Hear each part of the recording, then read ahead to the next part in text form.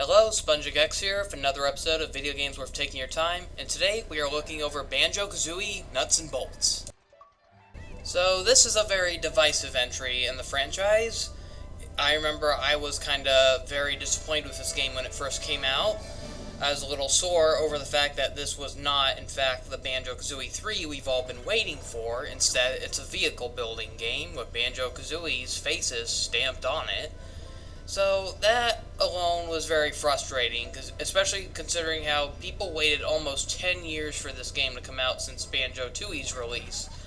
And not only that, but they just radically changed everything. The characters' designs. I mean, I really was repulsed by Banjo's blocky-looking design, and there's something about his eyeballs that just look really weird in this game. And not just Banjo and Kazooie, but even the other characters in this world just look really strange. But over the years, after having time to cool down and going back to look at it, and I mean, honestly, on its own, it's a good game, but as a Banjo-Kazooie sequel, it had a lot to be desired, that's for sure. So, the music in this game is pretty good. It's once again by Grant Kirkhope, except this time it's all orchestrated. And a lot of the music in this is really good, but I feel like it relies too much on nostalgia.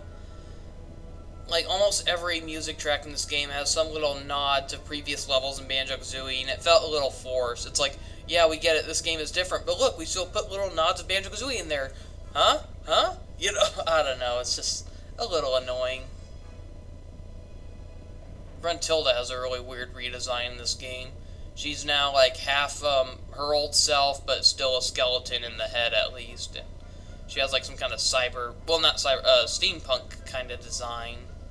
But, I mean, although I'm not a huge fan of Banjo's redesign in this game, I will admit though that I do like the detail on his fur though. I mean, that's like pretty detailed, and I like the feathery design they gave Kazooie as well. But I don't know, you just look at this and it's like, it doesn't look like a Banjo-Kazooie game. I mean, and the game, like, what really frustrates me, though, is, okay, they wanted this game to be a vehicle builder. They wanted it to be a kid-friendly Grand Theft Auto, basically, except where you actually build your vehicles. So, that's fun and all, but what really bugs me, though, is how, so with Banjo-Kazooie, they got rid of their old moves. Now imagine how much better this game could have been if you had all the abilities you learned in Banjo-Kazooie and Banjo-Tooie, but if you were able to use them in a vehicle builder. Now that could have been something, but so there are times where I just want to control Banjo-Kazooie by themselves without having to drive a clunky vehicle around. I can't do that though, because Banjo and Kazooie are so slow in this game. Kazooie no longer has her fluttering ability. She can't shoot her eggs anymore.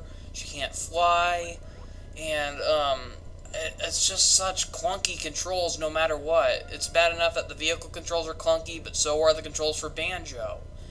And it's a shame that this game sold so poorly that it did not get any chance of a sequel, and so it's like Rare had the impression, oh, nobody wants Banjo-Kazooie anymore. It's like, oh no, people want Banjo-Kazooie, they just don't want more of this. I will admit, though, that this game does have some really cool, little hidden details here. Like, here you can see, this little Shakespearean sculpture, and you see Mumbo Jumbo's head as the skull. It's kind of funny. And it's kind of cool how, Kazooie has, this magic wrench that, she was given, and it allows her to levitate certain items. There's also cameos to other, Rare franchises, like here's Mr. Rib from, Grabbed by the Ghoulies. That's kind of cool. And for some reason, they really dumbed down the Jinjo houses in this game. There are these little escort missions where you had to pick up Jinjos and drive them to their houses. Yeah, those are really fun. Escort missions. Blech. But, I don't know, I just feel like this game was really in your face about how different it is, and it got really obnoxious. There's this character they introduced called the Lord of Games, or Log for short, and he claims to be, the creator of every video game ever, and he claims that Banjo-Kazooie's games are old-fashioned, nobody wants them anymore. So he then shoves them in, this setting where he forcefully made, these, he took, all Banjo-Kazooie's friends, and he forced them in these different roles that they don't belong in. So Mumbo is now a mechanic. Humbawamba now makes blueprints for vehicles and sells parts. I don't know, it's just really stupid. The only one that really made sense was Bottles being the tour guide and giving you information. Now that made sense, because that's what Bottles was to begin with. He was a tutorial character. So it made sense to make him be like a helpful kind of character, but I don't know, like, I thought the plot of this game was really stupid as well. I mean, the first game you go from trying to save your little sister Tootie from Gruntilda, who's trying to swap her ugliness with Tootie's beauty. I mean, it was a silly concept, but it still had, like, some kind of conflict to it, and it had, like, a real epic showdown in the end. Banjo Kazooie went even crazier with having Gruntilda being brought back from the dead, and she kills Bottles at the beginning and destroys Banjo's hometown, and is planning to use a giant cannon to suck the life out of the land. So, yeah, it really, you know, ramped up everything in the sequel, and it really gave an urgency for Banjo Kazooie to have to stop her. And in this game, you're just, like, it starts off where Banjo Kazooie became lazy over the years. They became really fat and repulsive, and Gruntilda, who's just now a bouncing skeleton head, wants to defeat them, but then Lord of Games interrupts and decides to settle it once and for all who owns, like, Spiral Mountain. And then he warps them to this new hub area called Showdown Town, and he wants them to compete in vehicle challenges until they're ready to face off in the final showdown. It's just a really stupid plot. I did not like the plot of this game at all. But like I mentioned, as a game on its own, it's not that bad, but it still infuriates you that it's supposed to be a Banjo Kazooie sequel. Nothing about it really connects with the original games. There are some nostalgic shoutouts, and I mean, there is one level I really like, and it's nothing but a tribute to the original Banjo Kazooie games, but you just can't help but feel like, it feels like the workers of this game were forced to make it against their will. They did not want to do it, and so you can see throughout the game, like, many little hints that feel like the employees, like, begging for help. It's almost like Lord of Games is supposed to be like Microsoft incarnate. It's like they're trying to portray him as like a self-proclaimed lord of video games. They know what they're doing, but then players are just like laughing to the side, like they don't know what they're doing. And I don't like what they did with King Jingling either. And Banjo Tooie, he was like this ruler of the Jinjos. He seemed like a real friendly and authoritative kind of figure. In this game, they made him a bum who's out of his luck, and he's forced to like make like a little bingo stand. I don't know. It's just really stupid. I don't like what they did with the characters in this game at all. Masoopful's ice cream. Grabbed by the ghoulies. Since it's October, I am definitely going to consider doing a playthrough of that game. It's been quite a while since I've played that. Broystein's Chips, or Chippy? Yeah, I like how in Showdown Town there's a lot of little cameos of other Banjo-Kazooie characters in the form of like shop names and signs. It's pretty cool. I also like how, it's kind of hard to point out, but somewhere in the distance in this hub world you can find the mansion from Grabbed by the Ghoulies. Like, there it is straight ahead. Ah, darn it, it's not there anymore. But it's like behind this tower in the distance. I thought that was really funny how they hid that there.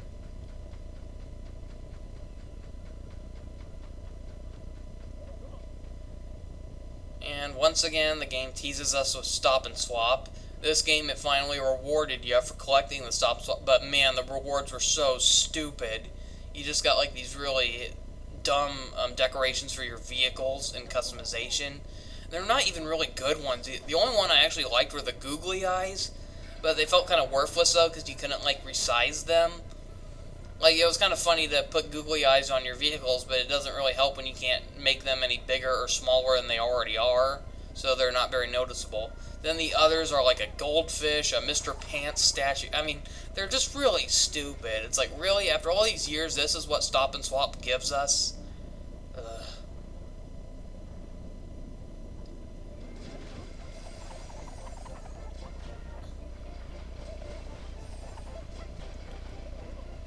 Yeah, one thing I like about Showdown Town, though, is how it's one of the only places in the game that kind of has, like, a more detailed look, because one thing I can't stand about this game is how most every level has some kind of artificial look to it. Like, this level, you can see grass, shimmering water, wood and stone and all these other kind of materials that look semi-realistic, but in all the other levels, everything is made of like an arts and crafts material. Now, I wouldn't have minded if they're like Nutty Acres, the first level. Now, it's like, okay, if that was just the only level that used an art and craft style, that would have been more forgivable. But then you go into the other levels and you realize all the enemies have like some kind of clockwork design on. They look like they're made of plastic. They have like some kind of wind-up key to make them move, and all the enemies are robots. You just realize that this game has like some kind of steampunk arts and crafts art style throughout, and it gets really annoying after a while. I just like longed for like how in Banjo Kazooie there was such a big variety throughout the levels.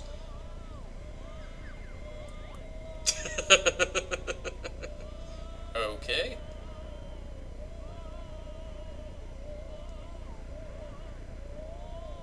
Try explaining that out of context.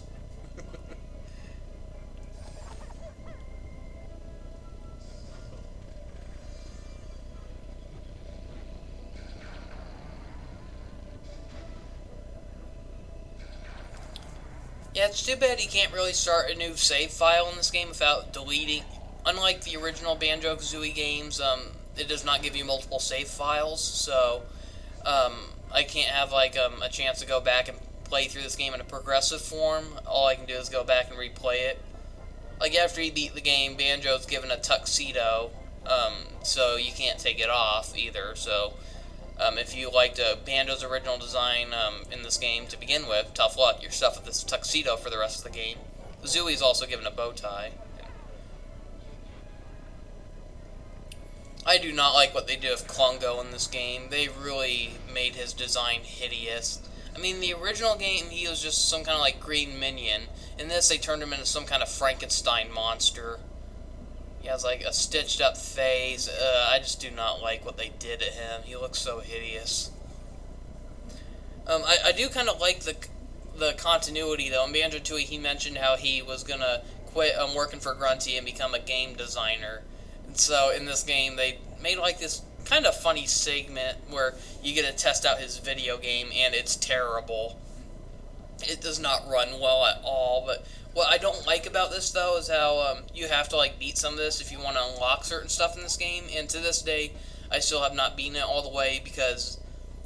So visually, it's funny how it looks like an old video game that's having trouble running. It gives you the impression that Klungo is not a very good game designer. And the game is literally about him saving the world. As you can see, he has the world in his hand. The controls are really bad, though. It requires precise timing, and the gameplay is just really sluggish, and it's automatic, too, so you're not actually controlling him, you're just jumping. And the most frustrating part about this, though, is how occasionally the game will crash on you. I mean, I'll admit it was funny at first, like to see the game like all glitch out, and then Klungo said something messed up and he needs a restart. That was funny at first, but then when it comes to a point where you're trying to beat these levels seriously and it can interrupt at any moment, it doesn't encourage you to want to go back and play it. So shame on Rare for actually thinking that would be a fun challenge, because it's not.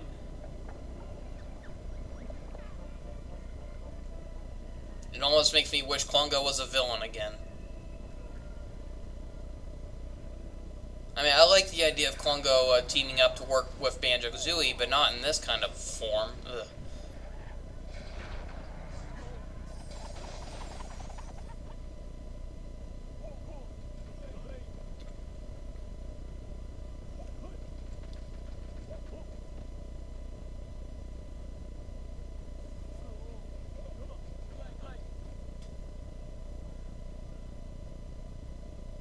God, every time I play this game, I feel so tortured because I keep like getting like impressed with the visuals to the point where I want to fly off with like Kazooie using her hover ability, but then I remember, oh, you can't. This is Banjo Kazooie nuts and bolts, and it just frustrates me so badly.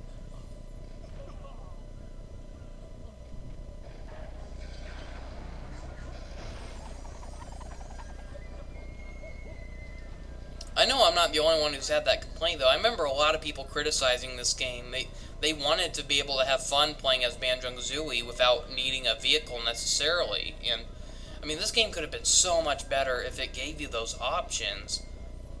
There are some challenges that you could beat with Banjo Kazooie, but then there's some where you'd have to make a vehicle. I think that would have been a fun compromise, but no, this video game decided, oh no, we're going to try and make Banjo Kazooie look as useless as possible to a point where players will thank us for adding vehicles into this game. And no, it's quite the opposite. I'm mad at Rare for forcing us to use these vehicles against our will. Now, I remember they claimed their excuse for why they added vehicles in this game is because they made the levels too big and they were impossible to traverse through, and so I highly doubted that a lot of these levels feel like they were intentionally made for vehicles in mind. It was their way of trying to excuse that Microsoft did not want them to go the way they originally planned. They felt like platformers were out of date, and so in order to compete in today's society, they'd have to make it something that appeals to kids. And they looked at, vehicle driving games. They said, okay, make a vehicle driving game out of Banjo Kazooie. And so they were then, forced to make excuses to try to make Microsoft look good, despite, I don't know, a lot of it just looks too suspicious. I really don't believe Rare intentionally sabotaged Banjo 3 for a vehicle builder. I really feel like it was studio interference. Now, I can't prove all of this, so, I could be wrong, but it's, the entertainment business is just so shady. There have been so many controversies and, conspiracies against so many different companies, and, I mean, after everything that, it's like when you compare it to how Rare was with Nintendo before Microsoft bought them out, the differences are very noticeable. It just feels like you can tell that Microsoft slowly took control of this company. I do not like what they did with, Baki. He looks so hideous in this game. Is he eating his scarf? I mean, for crying out loud, he looks like something you'd find in, Five Nights at Freddy's, for crying out loud. Ugh. His voice is very unnerving, too. Yeah, I do not like the new voices they gave in this. Like, a lot of them are the same voice actors, but it sounds like they're bored out of their minds in this. I liked how quirky their little gibberish voices sounded in Banjo-Kazooie and Tooie. And this, they just sound like they're just slowly reading off a script, like, bored out of their mind. Now, I don't mind that, like, they replaced the little talking character heads with actual, like, little computer-animated models. I think that was kind of cool, but I just do not like how it no longer sounds like the characters speaking in, like, their own little language. They're just going, go, go, go, now, and then that's it. And I remember, like, when I played this, it made me just go, like, why didn't they just add English voice acting to this? It's like, either they should have brought back the more traditional gibberish, or they should have had them speak English entirely. God, I cannot stand this new character, the police chief. He is the worst.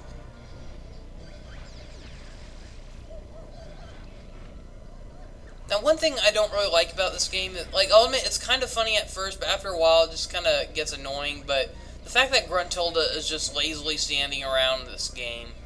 Now, like, I loved how in the build-up of the first two games, you have to earn your way to confront Gruntilda. It made, it feel so earned when you finally came face-to-face with her and you had to fight her. So in this game, the fact that she's just casually standing around kind of takes away that impact.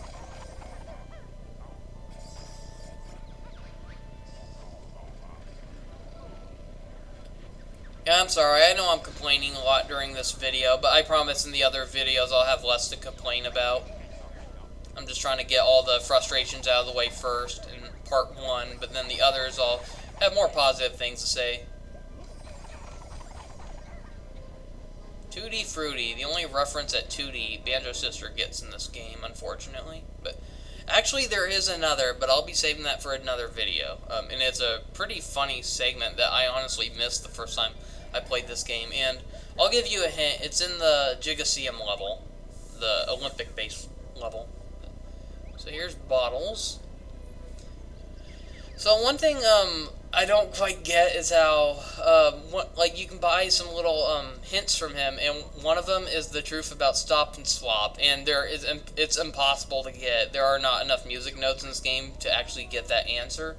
But now I can't prove if this is true, but if I recall, I heard that someone actually hacked the game to make it where that was bought, and the answer that you get is really shocking. So here's what Bottles will say when you actually buy it. He'll say, "I could tell you, but then I would have to kill you." Yeah, Is insane. But so Humble Wumba, they gave her a new design in this, and I do not like it. God, she now looks like Mowgli from the Jungle Book if he was cross-dressed as some kind of like gas station whore or so. I don't know, but I just don't know what they did with her. I liked her original design a lot better when she just looked like some kind of like a magical Native American. Now she just looks like some kind of a generic they tried making her look like one of those generic sexy like gas station workers. I don't know. I don't like it though. I don't think it suits her character at all. There are some really cool cameos here, though. So over at the top left, you can see the original beta design for Cameo.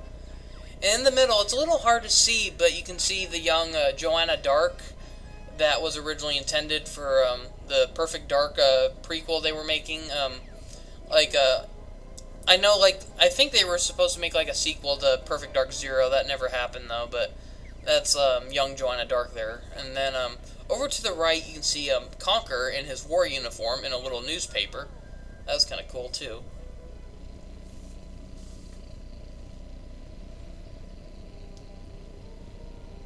So we're about done exploring most of the hub area before we head off to the first level, Nutty Acres. But first, I just want to go up this hill a bit and show you the true enemy of this game. Yeah, the true villain of this game, in my opinion, is not Gruntilda. It is this bastard right here, Lord of Games. You have him to thank for this mess of a game.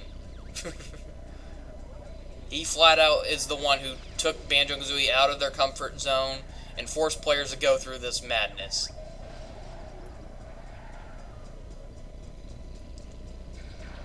He acts like he's better than everyone else, and they brought Gruntilda back to her old rhyming self, which I thought was kind of funny. In the first game, she rhymed after everything she said, but in Banjo Tooie, her sister told her to stop doing that. But in this game, they brought it back. So here's Nutty Acres. It's basically just some kind of like steampunk art and craft little world.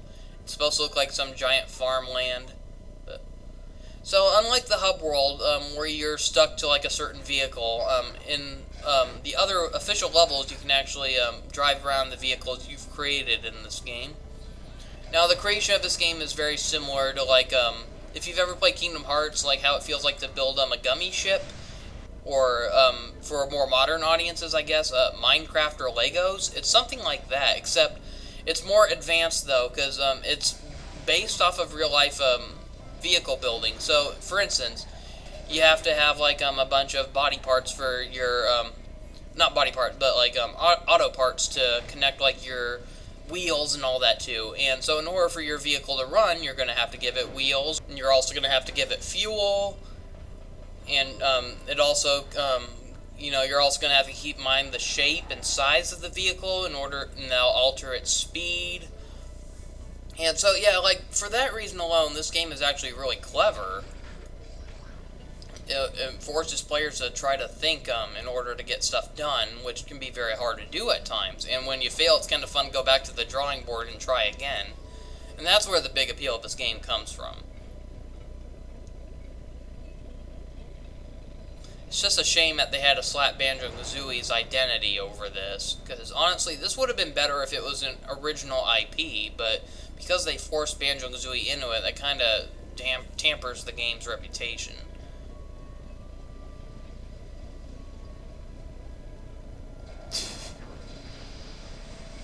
Well, you can't call me that evil, because that's not even a real whale, it's a toy. That's one thing that bugs me about this game, how all the creatures and animals aren't even real. Like, the ones in the hub area are, supposedly, but like in the actual levels, it's like in the original game, all the enemies were like little animals or like hopping creatures with eyes.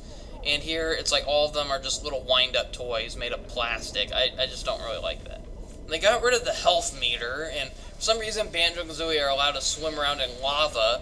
And instead of dying, Banjo will just get knocked out, and Kazooie will have to slap him awake. And the only time, like, this is basically just for, like, the missions in this game. There are certain missions where it adds, like, a time limit or some kind of score meter, and that's the only time where that honeycomb meter actually takes effect. So if it empties in those modes, you actually will lose the challenge. But I don't know, it just makes me kind of wonder, like, why didn't they just add a proper health meter instead of some kind of stupid challenge meter?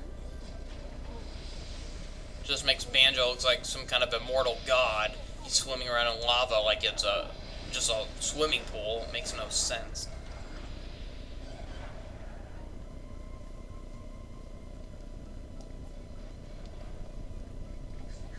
Kazooie, look! An ant!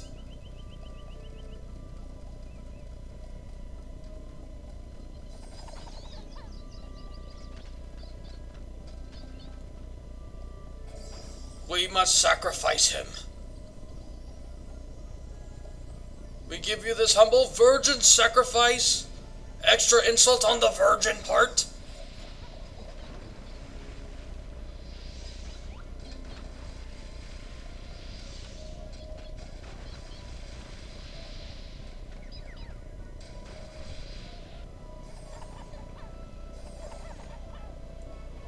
Even the rocks are made of cushions.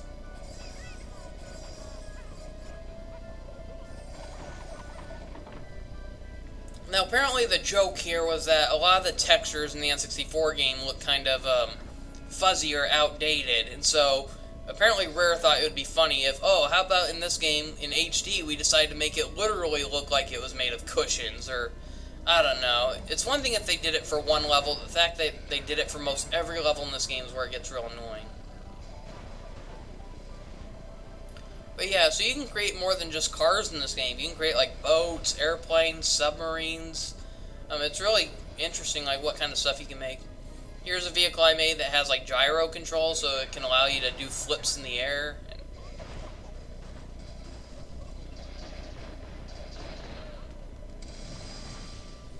Honestly, I haven't made a vehicle in this game in forever. So, yeah, like, I've definitely gotten a little better at this game over the years, more advanced and understanding of how, like, the things work, so, yeah, it makes me wonder, like, what kind of vehicle I could make nowadays, but, I don't know, I just never, it's time-consuming to make vehicles in this game, so, never really bothered going back to do, if anything, I just like to mess around with the vehicles I made back when I was still in high school, but...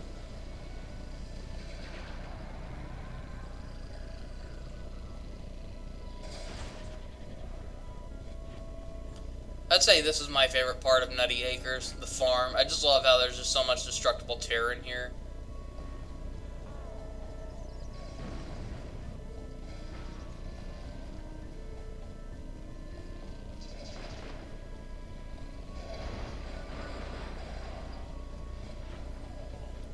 Makes me wonder, like, how fun it would be to play, like, you know, a game like Banjo Kazooie if it had this kind of destruction physics in it. How destructive could Banjo Kazooie be without needing a vehicle, per se? Very destructive, I can imagine.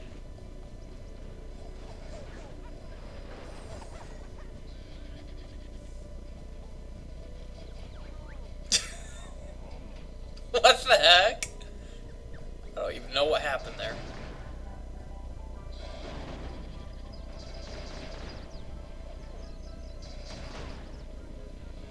First person driving.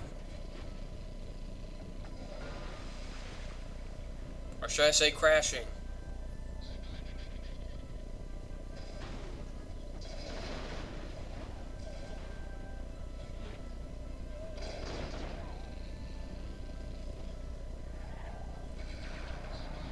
Whee!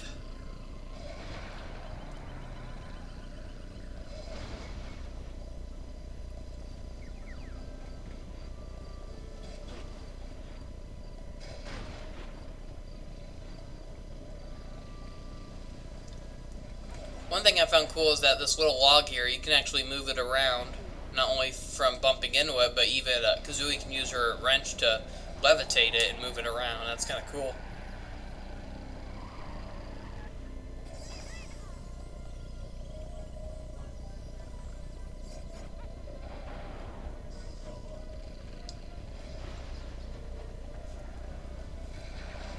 Well, that's all I have to show for now. Thank you for watching. See you next time. Goodbye.